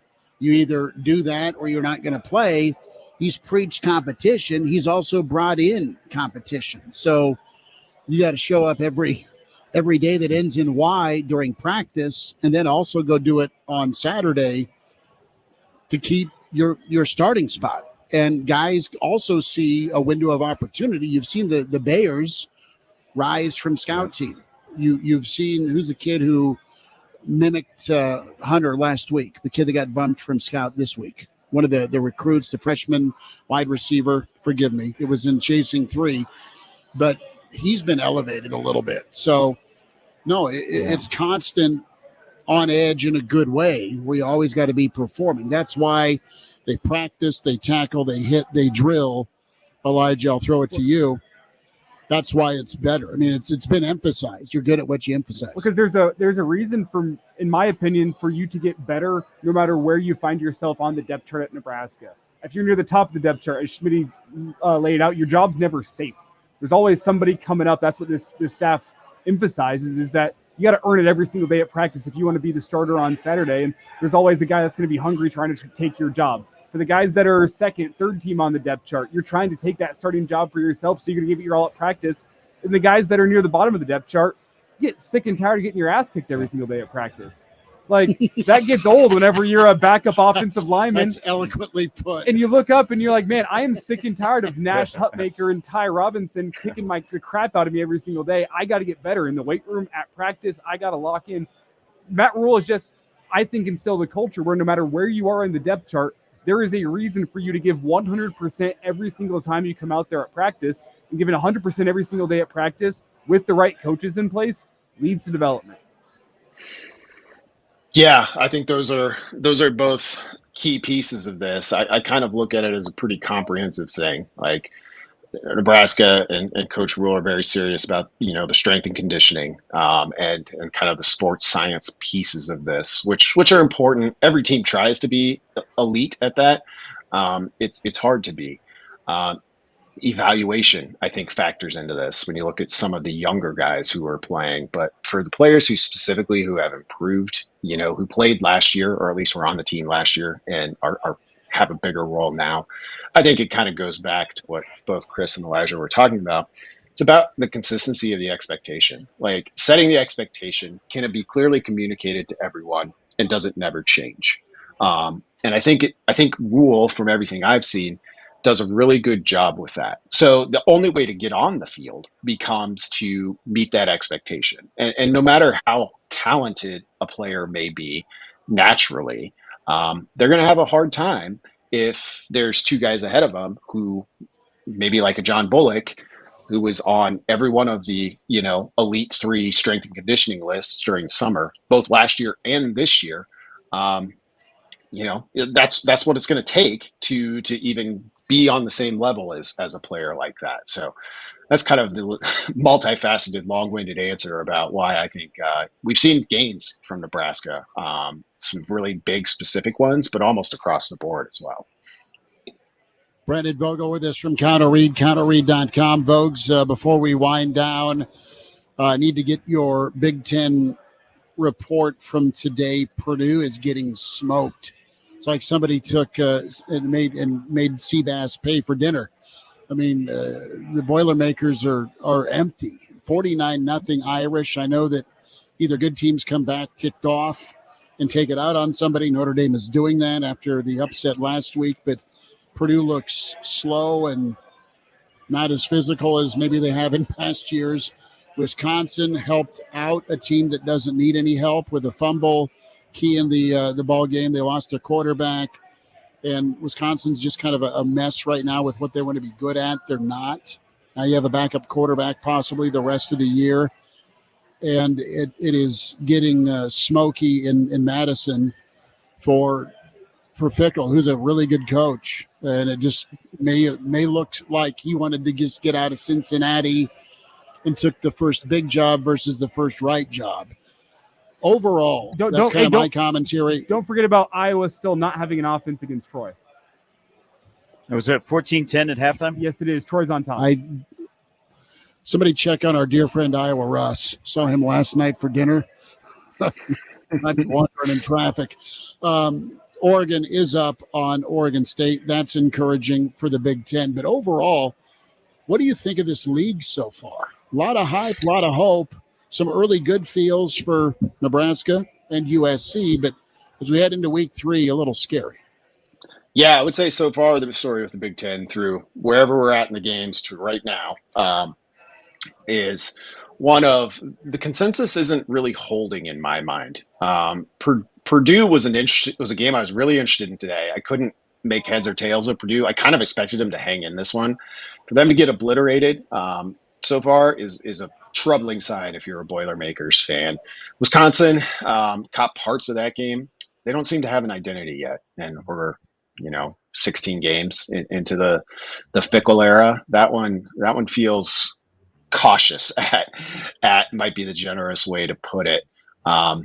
If we were power ranking the Big Ten right now, do you have Nebraska ahead of Michigan? That's the question I had while watching that game. I think I would too. Yeah, and we'll see. Nebraska could change that tonight, but Michigan, the defense is still good. It's not quite what it was a year ago. Offensively, I think they're going to struggle against good teams, and then haven't been able to check on the Iowa game yet today, but watching a bit of Oregon. Oregon seems to be getting a little bit closer to where we expect, but if it was Ohio State, Oregon, Penn State at the top, Oregon State's got some questions. I now have some questions about Penn State after last week. So it's kind of Ohio State and a lot of room to move, I think, for that next group of teams, whoever it may be. And I would have Nebraska in that next group of teams right now. Vogues, real quick shout out about Counter Read. How can folks subscribe? Yeah, head on over to counterread.com. It's twice weekly Substack from myself and Aaron Sorensen. I do my contribution on that piece of it is I do a Sunday kind of game column, week look ahead, catch up, and then Thursdays I do my game preview. So you'll get both of those. You'll get 2 stories from Aaron each week if you're a paid subscriber as well. We just launched our game day chat, which is exclusive for paid subscribers. So if you want a nice quiet place, I'm on Twitter as well. Still, I can't quit it, but I do enjoy the slightly toned down volume of our game day chat. So it's a pretty fun place to be. Vogues, appreciate you much. We'll talk next week. Thank you. Thanks, guys. Have a great one.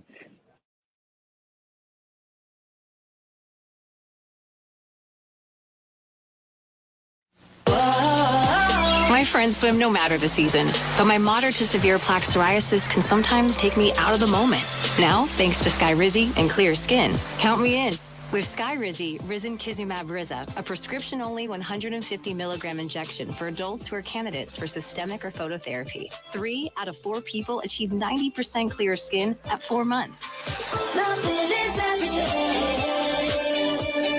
Don't use if allergic to Skyrizi. Serious allergic reactions and an increased risk of infections or a lower ability to fight them may occur. Before treatment, your doctor should check for infection and tuberculosis. Tell your doctor if you have an infection or symptoms such as fever, sweats, chills, muscle aches, or cough, or if you plan to or recently received a vaccine. Thanks to Skyrizi, there's nothing on my skin, and that means everything. Ask your doctor today about Skyrizi, the #1 dermatologist prescribed biologic in psoriasis, and visit skyrizi.com or call 1-866-SKYRIZI to learn more.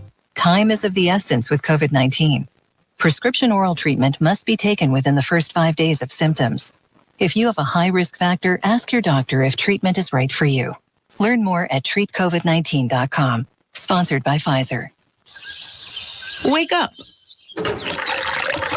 Breakfast. And Nature-Made vitamins. Whatever your morning sounds like, Nature-Made fits right in. Whether you're looking for vitamin C or a multivitamin to get key nutrients, we've got you covered. Now that's a good morning. We take care of you so you can take on your day. Start your day with Nature-Made, the #1 pharmacist-recommended vitamin and supplement brand. Based on a survey of pharmacists who recommend branded vitamins and supplements. Time is of the essence with COVID-19. Prescription oral treatment must be taken within the first 5 days of symptoms. If you have a high risk factor, ask your doctor if treatment is right for you. Learn more at treatcovid19.com. Sponsored by Pfizer. Take your Husker game day to the next level with Venue Catering and Events. Our packages are perfect for 12 to 16 Husker fans and make your game day preparation a breeze. With a fresh new menu for every game, we'll keep your party going all season long. Watch the Huskers take down Illinois while enjoying our roasted beef tenderloin sliders, spinach and artichoke dip, loaded baked potato salad, and more. Start your order today at yourvenue.net/Huskers. That's yourvenue.net/Huskers. Pillar Restaurant Group is Lincoln's home for celebration. With a hand-cut steak and seasonal cocktails for your anniversary at Venue Restaurant and Lounge, a pitcher of mimosas and brunch favorites for your birthday at Piedmont Bistro, a 16-inch sub and freshly made cookie after your kids win the big game at Good Sense Deli Fresh Subs, or for your wedding in a luxurious downtown ballroom with Venue Catering and Events. Drink, dine, gather with Pillar Restaurant Group. Learn more and order a gift card for your next celebration at prgnebraska.com. That's prgnebraska.com. Plungers and store-bought chemicals can only go so far and can harm your drains. Call the professionals at John Henry's Plumbing, Heating, Air, and Electrical to get your drains flowing. John Henry's Plumbing, Heating, and Air. Now offering electrical. This is your station for local news, talk, sports, and weather. FM 101.5, 1240 AM, KFOR, Lincoln. From ABC News, I'm Chuck Sievertson. Praising women's senators, relatives, teachers, and his wife in the audience, and presidential nominee Kamala Harris, her Democratic vice presidential running mate, Minnesota Governor Tim Walz. It's really great to have all of these women help us beat the smallest man in the world, Donald Trump. That at the campaign rally in Superior, Wisconsin. The man he referenced, Republican candidate Mr. Trump, at a campaign stop in Las Vegas. When asked, he did not denounce bomb threats against schools and government buildings in Springfield, Ohio. This after he falsely claimed that Haitian immigrants are eating pets in the area. I don't know what happened with the bomb threats. I know that it's been taken over by illegal migrants, and that's a terrible thing that happened. Springfield was this beautiful town, and now they're going through hell. It's a sad thing. Not going to happen with me, I can tell you right now. Thank you very much. Federal mediators set to meet with Boeing and the striking machinists union next week. ABC's Morgan Norwood. The financial impact to Boeing will be steep. The strike is expected to cost the company approximately $108 million per day.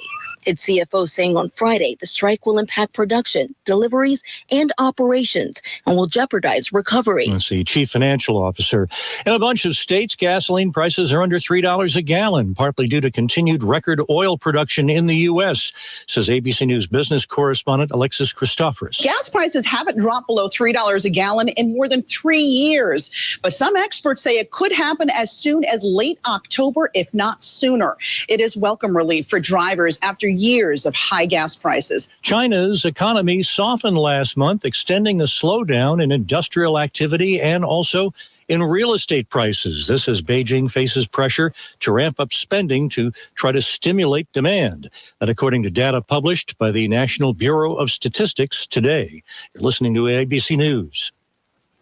My friends swim no matter the season, but my moderate to severe plaque psoriasis can sometimes take me out of the moment. Now, thanks to Skyrizi and clear skin, count me in. With Skyrizi, Risankizumab Riza, a prescription-only 150 milligram injection for adults who are candidates for systemic or phototherapy. 3 out of 4 people achieve 90% clear skin at 4 months. Don't use if allergic to Skyrizi. Serious allergic reactions and an increased risk of infections or a lower ability to fight them may occur. Before treatment, your doctor should check for infection and tuberculosis. Tell your doctor if you have an infection or symptoms such as fever, sweats, chills, muscle aches, or cough, or if you plan to or recently received a vaccine. Thanks to Skyrizi, there's nothing on my skin, and that means everything. Ask your doctor today about Skyrizi, the #1 dermatologist-prescribed biologic in psoriasis, and visit skyrizi.com or call 1-866-SKYRIZI to learn more. Nebraska State Patrol warns of social media scammers. I'm Jeff Bryden, KFOR News. The Nebraska State Patrol is urging Nebraskans to exercise caution when communicating online. In the past several weeks, NSP has received multiple reports of scammers impersonating state of Nebraska officials. NSP Public Relations Director Cody Thomas told KFOR News in a media release one victim is reported losing $5,000 in cryptocurrency because of the scam. The state of Nebraska does not use social media sites or messaging applications applications to exchange sensitive financial or potential employment information with individuals. Assisted living communities across the state are celebrating National Assisted Living Week. It was established by the National Center for Assisted Living to recognize the role of assisted living in caring for America's seniors and individuals with disabilities. And in high school football, Papillion La Vista defeated Lincoln Southwest 36-9 Friday night in a game heard on KFOR. I'm Jeff Bryden, KFOR News. Get high-quality paints and save big money on your next project. Now at Menards. Give your room a fresh new look with Pittsburgh Ultra Interior Paint. It's a paint and primer in one that provides a durable, washable finish that can be made in thousands of colors. Save big money on Ultra Interior Paint and head into Menards to get your paint project started today. Save big money at Menards.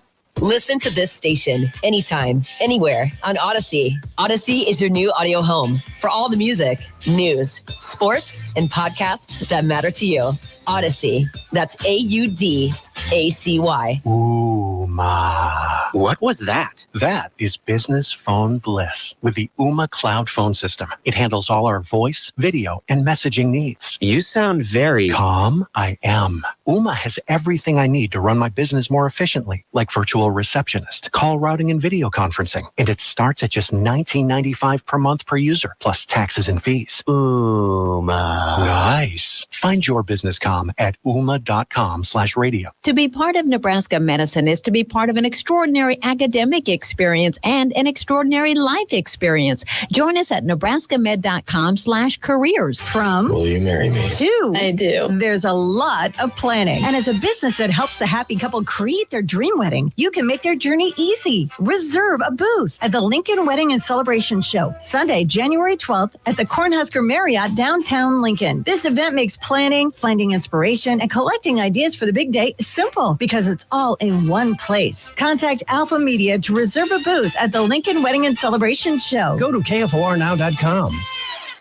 Whether you like fishing together or fishing to get away, for the thrill of reeling in a big one, or just going out to have a good time, on the banks of your local pond, at a bend in a river, or in one of our many lakes and reservoirs, you'll always find the perfect place to cast a line.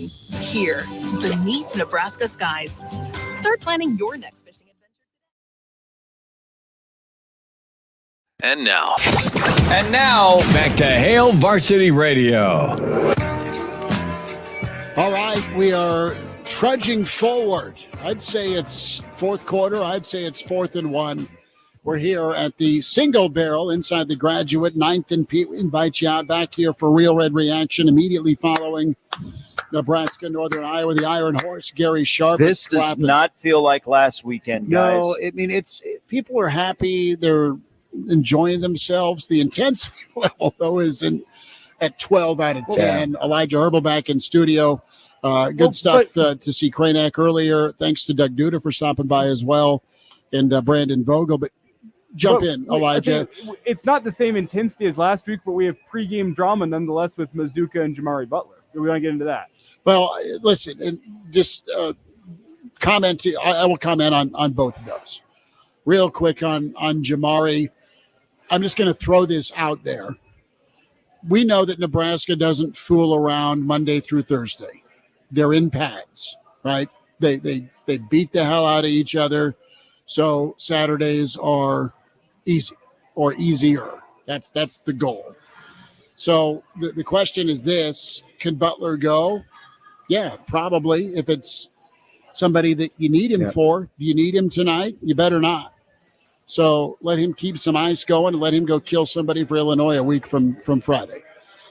From a Mazuka standpoint, let's look at his track record and also look at his film. How gold is that dude pulling? How good is that guy on the right side opening holes when you get downhill with Dowdell? He's important. He is good. Lutoski's been in this program a long time. He's battled some injuries, but Lutoski's a stand-up dude. He's talented. And this is a chance for him to get a start. And he's started before, but he's not necessarily kept the starting job. Mazuka's a guy that's been to 2 programs, now a 3rd.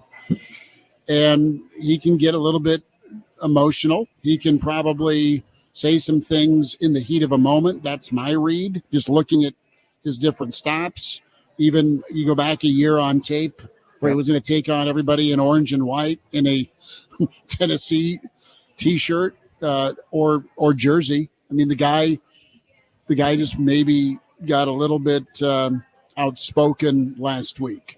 So you go through all of that, and Mazuka again is somebody that got called out in camp, right, Elijah? Yeah. Well, I can't speak on what happened with Mazuka last weekend, but I know he's healthy this week, and that it's not an injury that's keeping out of today's game. No, it's not an injury. It's a behavior. Yeah. It's a behavior thing. Yeah. There's also, the new Nebraska has accountability, whether it be you wear a headset or a helmet, and they have a standard. I think I heard you guys talking earlier. I think there's a great phrase that's being used inside of the Nebraska football program is we play to the standard, not the competition. So trying to figure out how Nebraska is going to play tonight. If Nebraska is Nebraska, they don't have to worry about Northern Iowa. But if they keep worrying about Northern Iowa, then you get in trouble. But if you just do what you do and you feel good about yourself and where you're going and things you have at your disposal, then this is a football game that you allow the human victories to go. Okay? But it's accountability. And you heard that this week from the head man. He's holding a couple of his position coaches accountable for they got to get this right. That championship level that he's used, that they want to not be just a good team. They want to be a great team. And why wait until it's too late to address them? It's 2-0. You should be happy. You should be dancing around. I know I'm now probably going to make Kraynak real happy, but it's the minor details. I mean, guys, I was blown away earlier this week. Not blown away. I shouldn't say that. I was like, okay, that's the difference at Nebraska is Nebraska's 2-0. People are excited because of who they beat, not maybe how they beat them, but who they beat.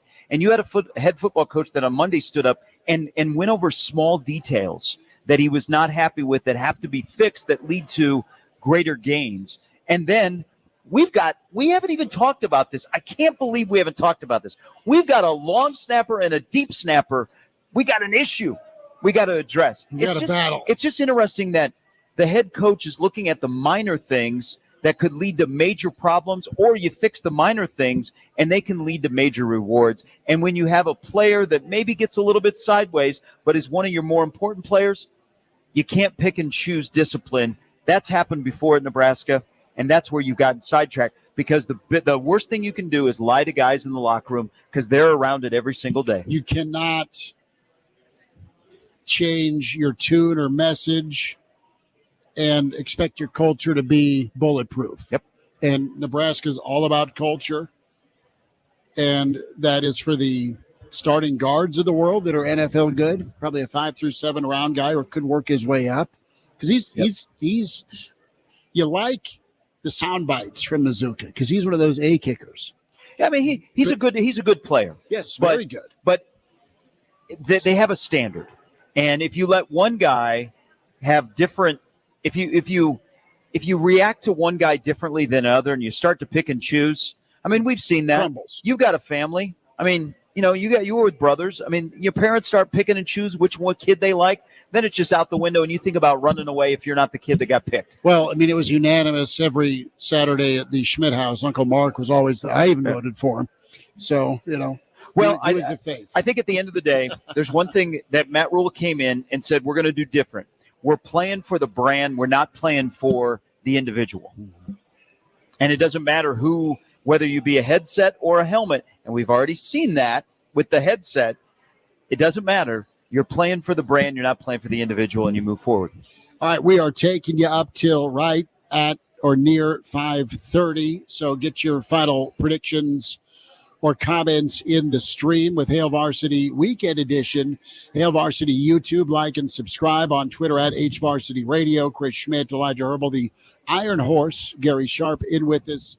Real Red Reaction again follows. So, yeah, that's some things that were maybe brewing on the front going into this ball game. Rule talked Thursday, no injuries No. But you're going to be cautious with a guy in Jamari Butler who's questionable.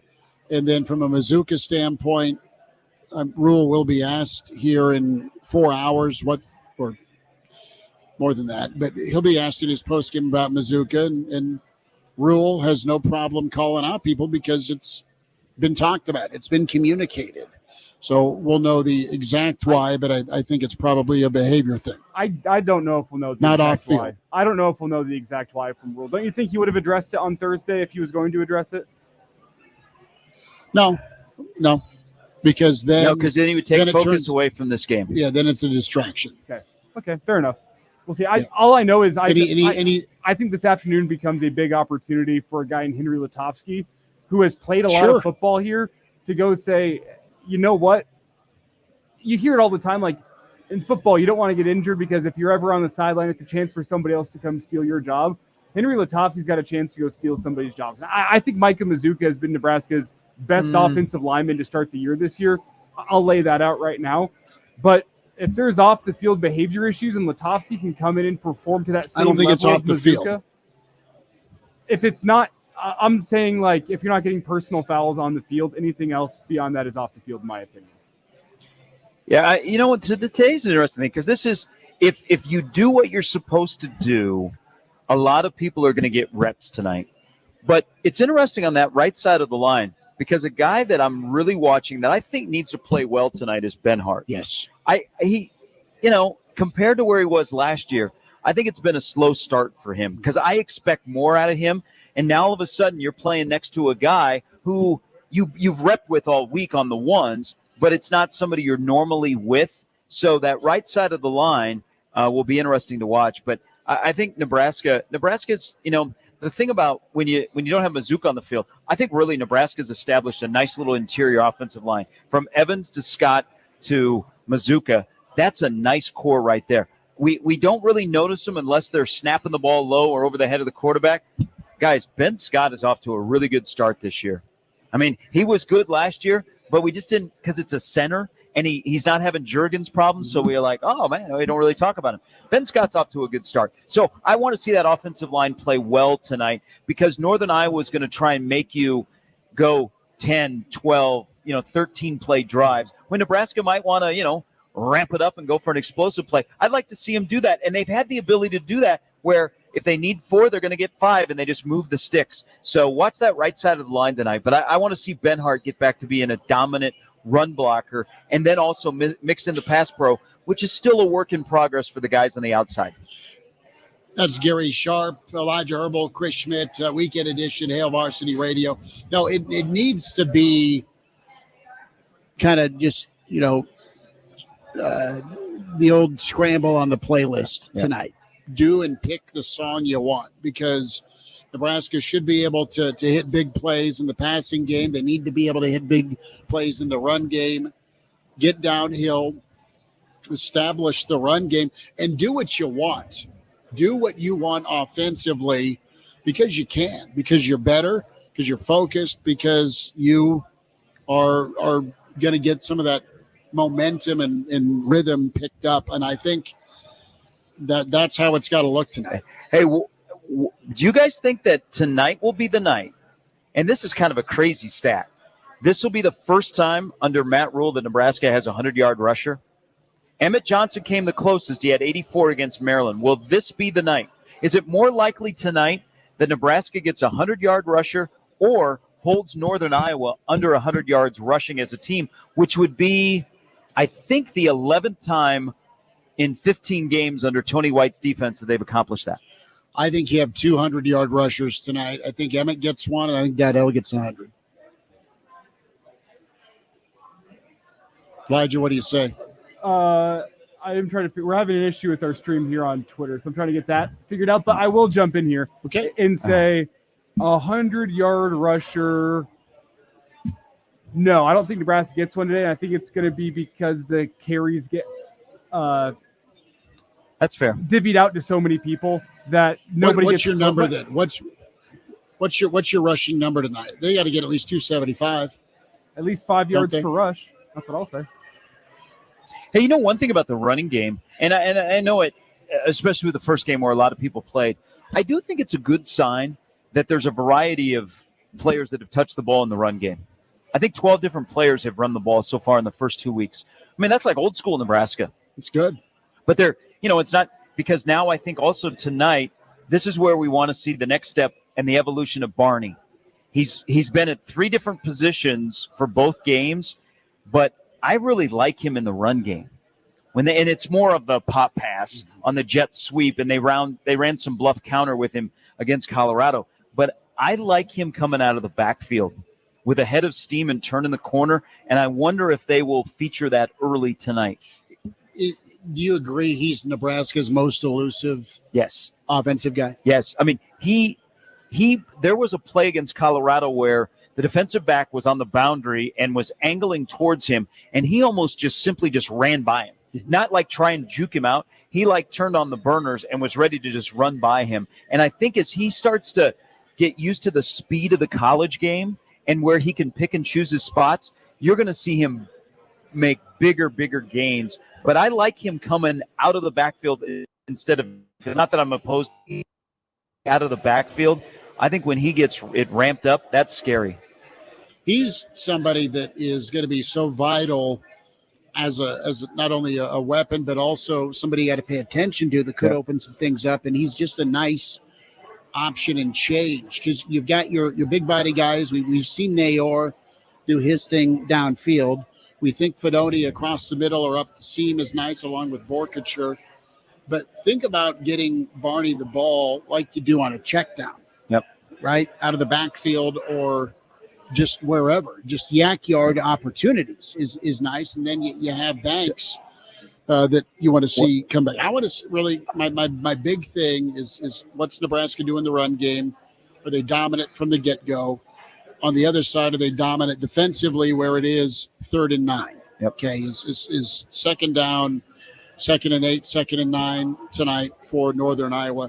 Thirdly, is Nebraska able to just come out and just do their job? Yep. Right? I know we've said that the last 3 weeks, but it's another game. It's a new opponent. Do you handle your business here and do the old respect thing? You treat them with respect. Your coach implores it. Can you be unlike a lot of college football teams after a big win? Can you come out and do it again? Losing is easy, winning is hard. Also, I wonder, Elijah, what do you think Jalen Lloyd's usage looks like tonight? Because I think that hamstring that he tweaked a little bit has bothered him the first 2 weeks, so we haven't seen him fully ramped up. What do you think his usage looks like tonight? I think it depends on what this first quarter looks like in terms of how much he gets used. Like, does Nebraska with a solid run game? I do think Raiola is going to get some chances to throw the ball and throw the ball deep. Nebraska wants to put that on film because having that on film is going to open up rushing lanes for them as the season goes on. The question to me is, are we talking a 7-0 game at the end of the first quarter? Or are we talking a 24-0 game at the end of the first quarter? 21 spot. That's going to factor in. But, I mean, Jalen Lloyd to me is Nebraska's deep threat guy, and you haven't quite seen it. There's one out of the reach against Colorado. There was once where they targeted him against UTEP, and it wasn't really quite there. Up the sideline, and Jalen Lloyd never really had position on the route, and the one it fell harmlessly incomplete in the first quarter. I'd like to see him get used more. I have been wondering about why he hasn't been used more, because I think it will really help Nebraska as the season goes on to show that deep passing attack. I think Nebraska is going to try to take a couple deep shots in the first quarter, but if they have a healthy lead after one, that probably gets wrapped up pretty quickly. So the question is how much time does Nebraska have to go deep? Because going deep in a 28-0 ball game early in the second quarter, not sure that's something you really need to be doing. Well, but this is also live competition. Go get some work in. Yep. I mean, that's the other side of it. So how does Nebraska start, and how do they finish, more importantly? How about 4 quarters of football? Yeah, I mean, the first week they played a lot of players, and they didn't look like they were playing the 104th guy. Yeah. Last week, just the flow, the game with the penalties just got squeezed. And if you look at Nebraska had about 100 yards of rushing taken off the board by penalties. I mean, they were in a good spot. I know people were like, wow, Satterfield was really, what was he trying to do? I tell you what, it got tough to call plays because there was no flow to the game. But the plays they were calling were working. So I think one thing that is a Satterfield issue that I'd like to see him address, it goes back to last year, is Nebraska's a little bit slow out of the locker room when they have the ball for the first time. Defensively, it seems like they come out and they're ready to go, and they're ready to force a 3-and-out, get the ball back to the offense.